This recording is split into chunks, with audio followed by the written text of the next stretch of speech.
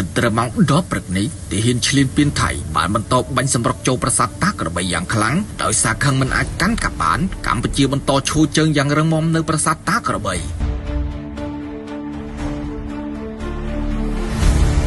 ព្រំដែនគិតត្រឹមម៉ោង10:20នាទីព្រឹកថ្ងៃទី17ខែធ្នូឆ្នាំ2025ទាហានឈ្លានពានរបស់សៀមបន្តបាញ់សម្រុកបុកចូលដោយកម្លាំងថ្មើរជើងយ៉ាងខ្លាំងនៅប្រាសាទតាក្របីដោយសារតែខឹងមិនអាចកាន់កាប់ប្រាសាទបានហើយទាហានឈ្លានពានមិនតិចអ្នកទេដែលងាប់នៅទីនោះមកទល់ព្រឹកនេះកងកម្លាំងរបស់កម្ពុជាបន្តឈរជើងយ៉ាងរឹងមាំគ្រប់គ្រងប្រាសាទតាក្របីដែលទាហានឈ្លានពានរបស់សៀមគ្មានឱកាសដើម្បីចូលដណ្ដើមកាន់កាប់បាននោះឡើយ